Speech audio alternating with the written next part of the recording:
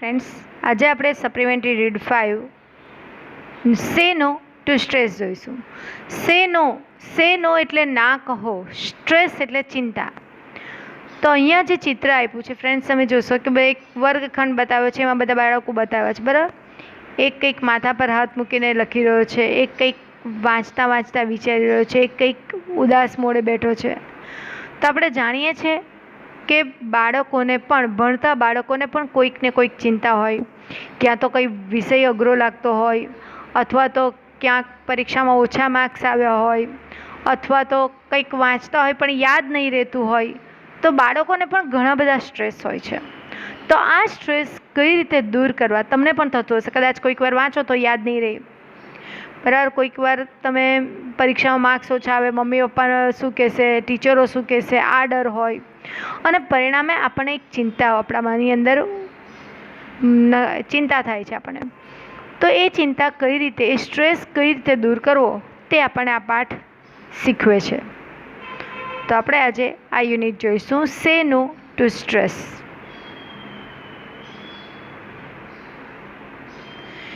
You need some stress in your life. વાક્ય અહીંયા શું આપ્યું છે, જો નવાઈ લાગશે. યુ નીડ કે તમને જોઈશે, સમ સ્ટ્રેસ એટલે ચિંતા, ઇન યોર લાઈફ, કે લાઈફની અંદર થોડી ચિંતા કે થોડી તાણ હોવી જરૂરી છે. Does that surprise you? શું તમને નવાઈ લાગી ને કે ચિંતા કેમ હોવી જોઈએ, બરાબર. Perhaps so, but it is very true. ભલે તમને નવાઈ લાગે, પણ આ સાચું છે કે લાઈફની અંદર ચિંતા તો હોવી જ જોઈએ. Without stress life would be dull and unexciting. કે સ્ટ્રેસ વગર જીવન ડલ, નીરસ બની જાય છે, અને એક્સાઇટિંગ, ઉત્તેજના નથી રહેતી. માની લો કે કોઈ રમત તમે રમો છો, એમાં જીતવાનું કે હારવાનું હોય જ નહીં, બરાબર. અને એમને રમ્યા કરે, મજા આવશે ખરી? નથી જીતવાનું, નથી હારવાનું, મજા આવે નહીં આવે. તો જીવનની અંદર પણ સ્ટ્રેસ હોવો જ જોઈએ. જો ન હોય તો એ નીરસ બની જાય અને બિન ઉત્તેજન બની જાય. Stress adds flavour, challenge and opportunity to life. તો સ્ટ્રેસ શું કરે છે? ફ્લેવર, એક નવો, જેવી રીતે રસોઈની અંદર આપણે ચટપટું બનાવવું તો જાતના મસાલા નાખીએ, કોઈ એક મસાલો નથી નાખતા, બરાબર. તો એ જ રીતે જીવનની અંદર થોડો સ્ટ્રેસ હોય તો એક નવી જીવવાની મજા આવે. ચેલેન્જ, પડકારો, અને ઓપોર્ચ્યુનિટી, એક તક આપે છે. કે સ્ટ્રેસ આપણે શું કરે છે?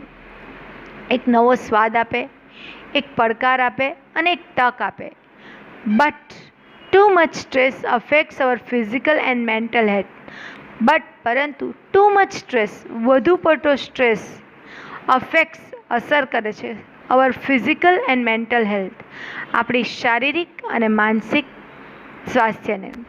પણ જો આપણે વધારે પડતો સ્ટ્રેસ લઈએ તો એ આપણા શારીરિક અને માનસિક સ્વાસ્થ્ય પર અસર કરે છે. In this world many people સફર ફ્રોમ સ્ટ્રેસ. કે આજની દુનિયામાં ઘણા બધા લોકો ચિંતાથી પીડાઈ રહ્યા છે. So let's learn to say no stress. તો ચાલો આપણે શીખીએ સ્ટ્રેસને ના કહેવાનું. તો કઈ રીતે જોઈએ? While you can't live completely free of stress, you can minimize its effect. જ્યારે તમે સ્ટ્રેસ વગર સંપૂર્ણપણે મુક્ત નહીં રહી શકતા હો, તો તમે શું કરો? એને મિનિમાઇઝ કરી દો. મિનિમાઇઝ એટલે ઓછો કરી દો. દાખલા તરીકે સ્ટ્રેસ તો આવે છે, સ્ટ્રેસ આવે, સ્ટ્રેસ વગર આપણે જીવી પણ નહીં શકીએ. તો તમે શું કરો? તમારા સ્ટ્રેસને સંપૂર્ણ દૂર નહીં કરી શકો, તો એને મિનિમાઇઝ કરી દો, મતલબ ઓછો કરી દો. Thus we can live healthy life. તો આપણે સારું જીવન જીવી શકીશું, તંદુરસ્ત જીવન જીવી શકીશું. When stress happens, it is important to recognize and deal with it. કે જ્યારે કોઈ સ્ટ્રેસ, કોઈ ચિંતા કે કોઈ બાબત ચિંતા કરવા જેવી આવી જાય, તો it is important to recognise. આપણે શું કરવું જોઈએ? એને ઓળખવું જોઈએ કે કઈ ચિંતા છે, શા માટે છે, હું કેમ ચિંતા કરું છું, એન્ડ ડીલ વિથ ઇટ. અને એને પહોંચી વળવું, નહીં કે એનાથી દૂર ભાગવું અથવા તો એના વિશે વિચાર કર્યા કરવું. દાખલા તરીકે પરીક્ષા નજીક આવી છે, તમે વાંચ્યું નથી, સ્ટ્રેસ આવે છે, અઠવાડિયું છે તમારી પાસે, તો હવે શું થશે? હવે જે થઈ ગયું એ થઈ ગયું. પરીક્ષા છે જ અઠવાડિયા પછી, બરાબર. આપણે એને આપવી જ છે, તો હવે અઠવાડિયામાં હું કઈ રીતે તૈયારી કરું એ આપણું વિચારવું જોઈએ કે અઠવાડિયું છે, મારી પાસે 5 વિષયો છે, તો શું કરું, કઈ રીતે મારા માર્ક્સ પૂરા હું પાસ થઈ શકું. તો અમુક MCQ આવે અથવા તો અમુક એક વાક્યવાળું, તો તમે દરેક વિષયમાં એવા કેટલા માર્ક્સનું એક વાક્યવાળું છે એ તમે જોઈ લો કે જેમાં બેઠા માર્ક્સ મળે એ જ વાંચો. લોંગ ક્વેશ્ચન કરી નાખો. ખ્યાલ આવે છે મારી વાતમાં? કહેવાનો છે એક એક્ઝામ્પલ છે, એવું નથી કે લોંગ ક્વેશ્ચન કાઢી નાખવાનું, થિયરી કાઢી નાખવાનું. જસ્ટ એક્ઝામ્પલ આપ્યું કે એક અઠવાડિયાની અંદર પરીક્ષા છે, તમે વાંચ્યું નથી, તમારી પાસે 5 વિષયો વાંચવાના છે, તો દરેક વિષયનો એક દિવસ તમને મળશે અથવા તો 1.5 દિવસ મળે છે. હવે 1.5 દિવસમાં થિયરી તો વંચાય જ નહીં, તો તમારે શું કરવાનું, બેટા નાના નાના સવાલ એવા મોડી કરી દો અને એટલા માર્ક્સ મોડે કરો કે તમે પાસ થઈ જાઓ. પણ એને બદલે તમે વાંચાને બદલે હવે હું થશે રડ્યા જ કરશો તો કંઈ નહીં થાય. તો પહેલું વસ્તુ છે એને ઓળખો અને એને કેવી રીતે પહોંચી વળો તે નક્કી કરો. Here are some suggestions four handling stress. તો અહીંયા કેટલાક સૂચનો આપ્યા છે સ્ટ્રેસને હેન્ડલ કરવાના. તો પહેલું છે ટ્રાય ફિઝિકલ એક્ટિવિટી, કે જ્યારે પણ સ્ટ્રેસ આવે તો શારીરિક ક્રિયા કરો. When you are nervous, angry or upset, release the pressure through exercise. કે જ્યારે તમે હતાશ હો, ગુસ્સામાં હો, ઉદાસ હો, તો રિલીઝ ધ પ્રેશર, તમારું જે પ્રેશર છે, ચિંતા છે, એને એક્સરસાઇઝ દ્વારા બહાર કાઢો. ઓર ફિઝિકલ એક્ટિવિટી અથવા તો શારીરિક ક્રિયાઓ દ્વારા. મતલબ બહુ ચિંતામાં છો, તાણમાં છો, તો શું કરો, ચાલવા જાઓ, દોડવા જાઓ અથવા તો બીજી કોઈક એક્સરસાઇઝ કરો. એટલે મેન્ટલ તમારું જે ધ્યાન છે ક્યાં જશે, પેલી એક્સરસાઇઝમાં જશે અને થોડો ચિંતા ઓછી જશે. તો કઈ એક્ટિવિટી કરવાની છે? Running, walking and playing. તમારે દોડવાનું છે, ચાલવાનું છે અને રમવાનું છે. આગળ જોઈએ. Working in your garden or farm may help you. તમારી પાસે જો બગીચો હોય કે ખેતર હોય તો એની અંદર કામ કરો. This exercise will help you to be free from the stress. તમે જેવું જ્યારે ચિંતા અનુભવો ત્યારે બીજી કોઈ શારીરિક ક્રિયા કરશો તો તમારી ચિંતા ઓછી થશે. Remember your body and mind work together. યાદ રાખજો કે આપણું શરીર અને મન એકસાથે કામ કરે છે. જ્યારે તમે મગજ પર ચિંતા ચાલતી હોય તે વખતે તમારું શરીર નબળાઈ ફીલ કરે. તો હવે તમે એને દૂર કરવા માટે શું કરો, બગીચામાં જાઓ, કંઈક ફૂલ છોડને પાણી પાવો, નવા ફૂલ છોડ રોપો, એટલે તમારું માઇન્ડ પેલી એક્ટિવિટીમાં ડાયવર્ટ થશે. ખ્યાલ આવે? કારણ કે આપણું મન અને બોડી એકસાથે. અને અડધો કલાક પછી તમે જોશો કે તમારો સ્ટ્રેસ થોડો ઓછો થયો. ખુલ્લી હવામાં ચાલવા જાઓ. ચાલવા જવાથી મગજને વધારે ઓક્સિજન મળશે, બરાબર, સારો ઓક્સિજન મળે. પરિણામે તમારું ધ્યાન ચાલવામાં છે એટલે માઇન્ડ પરથી સ્ટ્રેસ ઓછો. તો જ્યારે પણ સ્ટ્રેસ અનુભવો તો શારીરિક ક્રિયાઓ કરો. બીજું, શેર યોર સ્ટ્રેસ. વહેંચો. તમને જે ચિંતા છે એ અંદરને અંદર ઘૂંટાયા નહીં કરો. તમારા ફ્રેન્ડ્સને કહો, તમારા મમ્મી પપ્પાને કહો, તમારા મોટા ભાઈ બહેનને કહો, કે જેથી તમારી ચિંતા ઓછી થાય. ખ્યાલ આવે છે? It is helpful if you talk about your worries. કે જો તમે તમારી ચિંતા વિશે વાત કરશો એ ખૂબ જ મદદરૂપ થઈ પડશે. Perhaps a friend, family member, teacher or counsellor can help you C your problem in different way. તમારો ફ્રેન્ડ, તમારા કુટુંબના સભ્યો, તમારા શિક્ષક કે કોઈ સલાહકાર એ તમને તમારો પ્રોબ્લેમ જુદી રીતે જોવામાં મદદરૂપ થશે. દાખલા તરીકે, આપણી સમસ્યા એ આપણી છે, બરાબર. જ્યારે આપણે બીજાને કહીએ છીએ આપણને વિચાર નહીં આવે, પણ બીજાને એના વિશે ઘણા બધા રસ્તાઓ મળી જાય. પછી એ તમારા ટીચર હોઈ શકે, તમારો મિત્ર હોઈ શકે, કોઈ સલાહકાર હોઈ શકે, ફેમિલી મેમ્બર હોઈ શકે. તમે વાત કરો એટલે એ લોકો, કારણ કે આપણો પ્રોબ્લેમ હોય તો આપણને જલ્દી વિચારો નહીં આવે શું કરવું જોઈએ, પણ બીજાનો એ પ્રોબ્લેમ નથી એટલે બીજા ઘણી બધી બાજુથી વિચારીને તમને કોઈક સોલ્યુશન આપશે. તો હંમેશા જ્યારે કોઈ પણ વાતનો સ્ટ્રેસ થાય, કોઈ પણ બાબત ઉપર ચિંતા હોય તો એની ચર્ચા તમે કોઈકની જોડે કરો.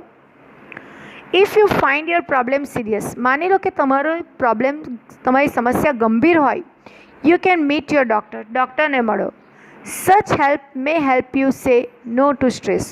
અને કદાચ એ ડૉક્ટરની મદદથી તમે તમારા સ્ટ્રેસને નો કહી શકો. બીજું છે નો યોર લિમિટ્સ, કે આપણી મર્યાદા જાણો. દરેક વ્યક્તિએ એની પોતાની મર્યાદાઓ જાણવી જોઈએ. દાખલા તરીકે, હવે કોઈક વ્યક્તિ ફિઝિકલી અથવા તો કોઈક એક સ્ટુડન્ટ છે એક્સ નામનો, માની લો કે એની પર્સન્ટેજની મર્યાદા છે કે આટલા જ લાવી શકે, સાયન્સમાં નહીં જઈ શકે, મતલબ કે ડૉક્ટર મેડિકલમાં નહીં જઈ શકે, એને પોતાને ખબર છે. તો એણે હું કેવી રીતે જાઉં એને જેટલા પર્સન્ટ આવે એટલા પર્સન્ટ એને કે બસ મારા આટલાથી આટલાની અંદર જ આવી શકે, હું આનાથી વધારે નહીં કરી શકું. કારણ કે આટલા વર્ષ સુધી ભણ્યા હોય એટલે દરેકને પોતાની એક લિમિટ ખબર હોય, તો મારા આટલા જ આવી શકે. પછી એની વધારે સ્ટ્રેસ કરવા જશે તો શું થશે? વધારે આવવા જોઈએ વિચારશે તો જે લાવતો છે તે પણ નહીં લવાશે, બરાબર ને? જેટલા પર્સન્ટેજ આવે છે તે પણ નહીં આવશે.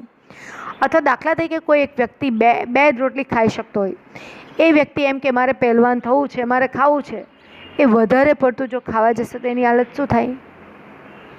નહીં ખાઈ શકે ને, એ પહેલવાન નહીં બની શકે, કારણ કે એનો શારીરિક બાંધો જ નબળો છે. તો દરેક વ્યક્તિએ પોતાની મર્યાદાઓને જાણવી જોઈએ.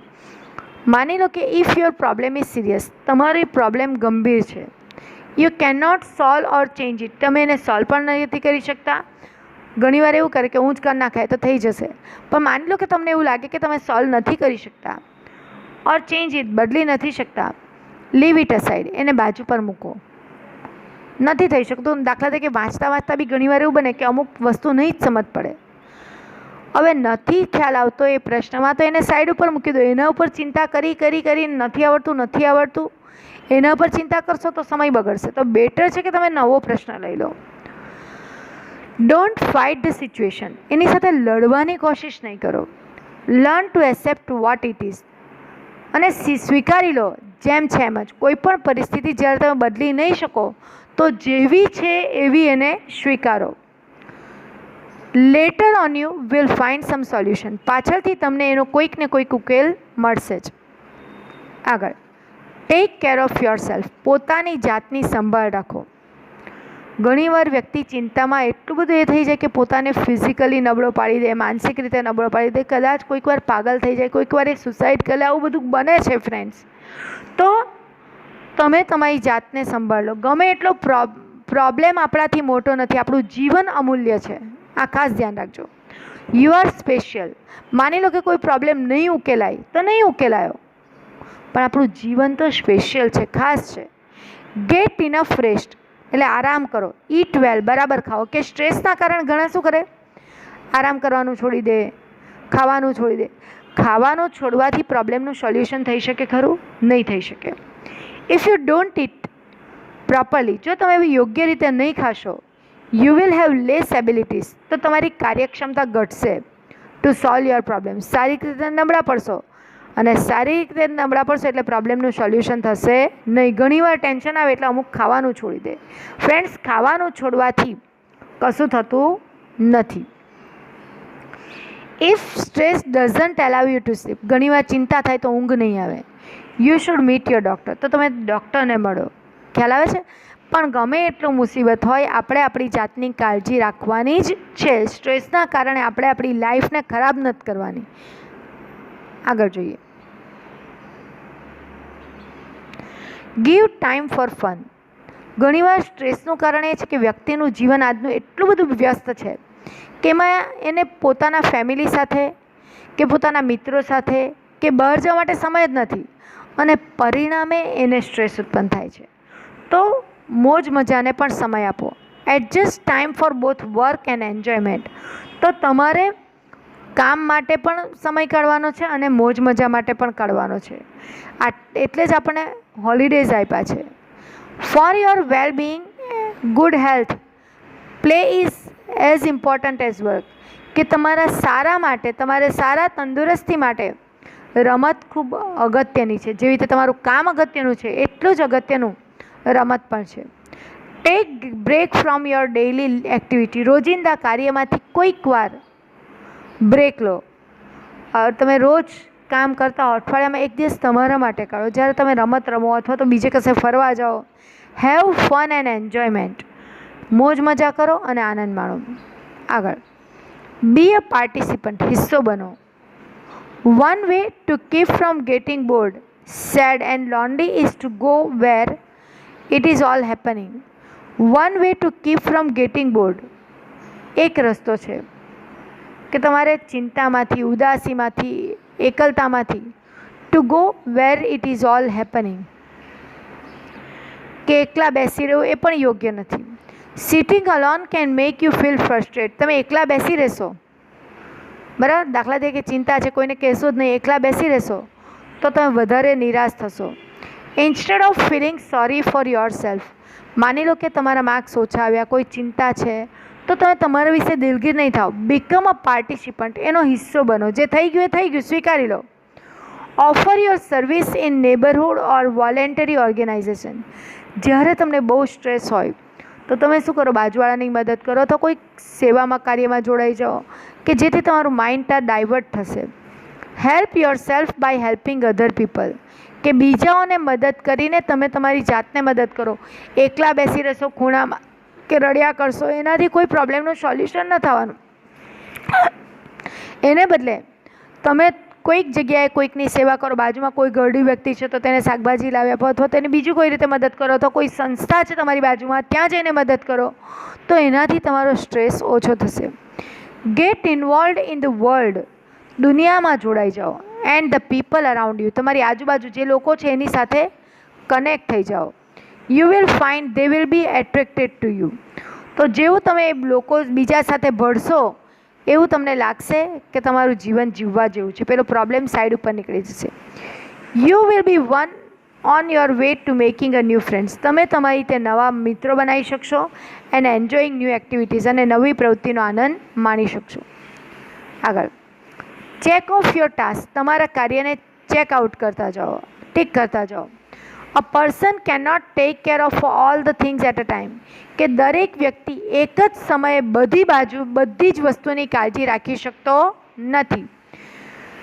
ઇફ યુ ટ્રાય સો, જો એવું કરશો, you may not finish anything, તો તમે કશું જ નહીં પૂરું કરી શકશો. દાખલા તરીકે એક વ્યક્તિ છે, એની પાસે એ ઘર સંભાળે છે, બહારના કામ સંભાળે છે, નોકરી કરે છે, બધું કરે છે. હવે બધું કરવા જશે તો તમે જોશો કે એનાથી બધા જ કામ સંપૂર્ણપણે પૂરા નહીં થઈ શકે. માટે અમુક કાર્યને જે અગત્યનું હોય એને મહત્ત્વ આપીને એ પૂરું કરો, ત્યાર પછી બીજું લો. ઇટ લીડ્સ ટુ સ્ટ્રેસ, અને જ્યારે વ્યક્તિ પાસે ઘણા બધા કામ હોય, 10 બાજુના ફરતેના કામ હોય, તેને સ્ટ્રેસ આવે છે. The better way is to make a list, એટલે શું કરો, માની લો કે એ કામ તમારે જ કરવાના છે તો એ કામનું લિસ્ટ બનાવી દો. Do them one by one, એને એક પછી એક કરતા જાઓ. Give importance to the most important ones and those first, અને એવા કાર્ય કરો જે સૌથી અગત્યના છે. માની લો કે તમારા જ ભાગે જ જવાબદારી છે બધા કામ કરવાની, તો કરો બધા કામ, પણ પહેલાં શું કરો, કામનું લિસ્ટ બનાવો અને એમાં નંબર આપી દો કે કયું કામ પહેલું કરવું છે, કયું બીજું કરવું છે, કયું ત્રીજું કરવું છે. જે અગત્યનું કામ છે તેને પહેલો નંબર આપી દો. જો તમે આવું કરશો, બરાબર, તો તમને વધારે સારું પડશે. લિસ્ટ બનાવી દીધું પછી જે કામ પૂરું થાય એને ટીક કરતા જાઓ તો તમને એક રિલેક્સ અનુભવશો. આગળ, must you always be right, શું હંમેશા તમારે સાચા હોય એ જરૂરી છે?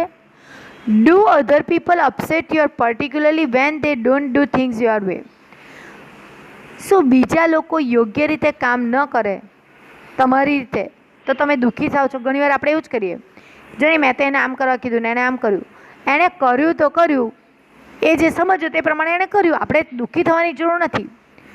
ટ્રાય કોઓપરેશન, હંમેશા સહકારની ભાવના રાખો. ઇન્સ્ટેડ ઓફ ઓપોઝિંગ, અમુક વ્યક્તિને વિરોધમાં જ હોય છે રસ, અને જેવો વિરોધ તમે જ્યારે કરો છો ત્યારે શું થાય, સ્ટ્રેસ થાય. તો બેટર છે હંમેશા સહકારની ભાવનાથી કામ કરો, વિરોધ ન કરો. It is better than fighting and always be right, કે લડવું અને હું જ સાચો છું એ યોગ્ય નથી. A little give and take, થોડું ઘણું લેટ ગો કરવાની, કોમ્પ્રોમાઇઝ, સમાધાનની ભાવના રાખો. On both side will minimise stress, એનાથી સ્ટ્રેસ ઓછો થશે. It will help you to be happy, અને તમને ખુશ રાખશે.